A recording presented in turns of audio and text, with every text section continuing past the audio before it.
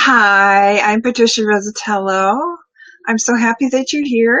If you're watching this even in replay, please just say hi in the comments. If you hear something that you like, that you feel is valuable, hey, send me some hearts and leave a comment. Now, perhaps you're listening to this and you're wondering why on earth you'd ever want to write a book in the first place. How does it help your business? Well, I've got 5 reasons here.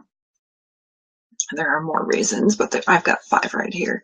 First off, it positions you as the authority in your industry, in your niche, or your market. People want to work with the authority, the expert, the big name. This means you can scale your business up, you can increase what you charge, excuse me, and people don't complain about it.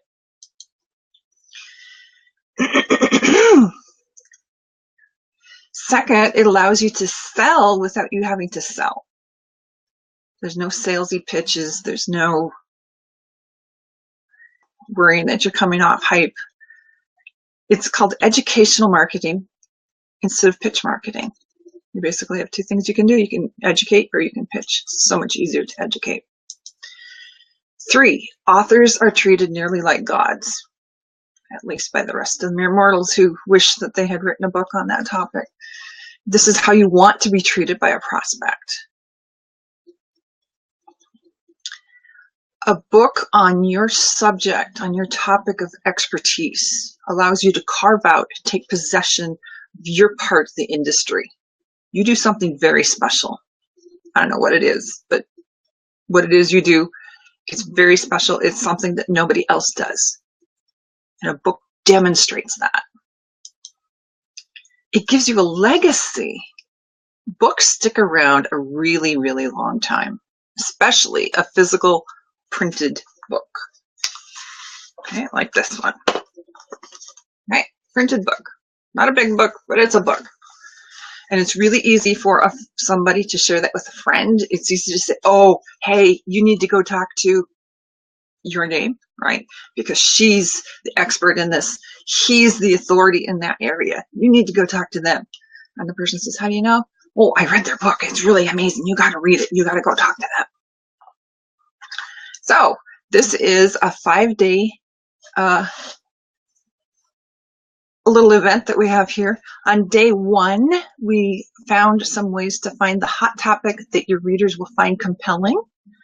On day 2, we found out how to find the time to write, and that used both scheduling tricks and some automations, technology. Woo. On day 3, take the next step. Today on day 4, we learn how to design the covers, because people do in fact judge a book by its cover. Because the cover just shows the title. It sets the tone of the book. It sets the stage visually. It sparks curiosity in the reader even before they've had time to read the title. It's what gets them to take, and look at the title. It ends up, they do judge the book by the cover. If it's a lousy amateur looking cover, that's what they think you're going to be, is an amateur. A professional looking cover at least sets the tone right. They say, oh, this is a very nice, this looks professional. And you may not even consciously think it, but the feeling is there. So because it is so, so important, this is absolutely should not attempt on your own. Even if you're a graphic designer, don't do it. What you want to do is you want to hire somebody who has a history of designing covers that sell books. Okay. They need to know how to cover to get people to stop scrolling, to stop at the bookstore. Most people, I think, are online these days, but you want to be able to get them to stop scrolling and look at your book. So, first off, go over to Amazon, look in your broad general topic area, and find books that have attractive covers. something that you would want to model. You're going to model, you're not going to copy. Okay? Screenshot that picture, send that over to your designer. Okay, I'm getting a little ahead of myself. We'll help you figure out the designer here in a minute. I guess we did find the designer. Okay. So we find books that have attractive covers, books that kind of reach out and say, me, stop and look at me. Okay, you screenshot that, grab the URL, send that over to your designer because they want to know what kind of feel you're going for.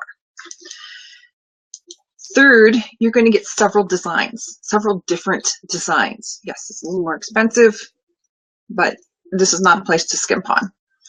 Ask your audience on social media or elsewhere which ones they prefer. Some of them will say number 1 or number 2 or number 3. Others, hopefully, will tell you why they like this one and not that one, or maybe what they'd change about that one. So now you're getting feedback, you're getting engagement. And number 4, the back blurb. Okay, so this part of the book, right? It's your back blurb. The title on the front of your book is a headline. Okay, just like on a sales letter, it's the headline.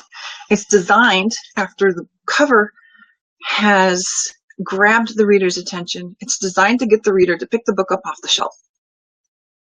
Okay, or to actually click through to it. Now, the back blurb tells the reader why he should open and read that book. It's a sales letter. It's sales copy. And unless you've done these before, you need help with it. This is sales copy. Unless you have some training in sales copy and you know how to write that, you need help with it because this is a very, very important piece of copy. This is going to tell them up the book. Or should you open up the book and read it? What are you going to learn out of it? What benefits are you going to get from it? Okay. So getting your book's cover just right takes a lot of work. It's absolutely critical to the curb appeal of the book. So prepare to spend quality time on it and outsource. Just be ready to outsource the whole thing. Pays off in the end, and it's the difference between a ho-hum book and an authority, celebrity, and expert status building marketing piece. Okay? So tomorrow we are going to look at other marketing parts of your book.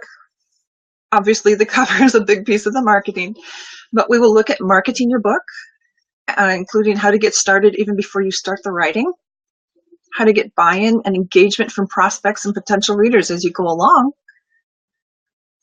It's really important to have that before you even get started. So if you liked what you heard, be sure to share this, leave me some hearts, and thank you. Also, before I forget, remember to sign up for the online training this weekend. The link is in the description, up there maybe, or maybe down there, depending on if somebody has shared this. And I will see you all very soon.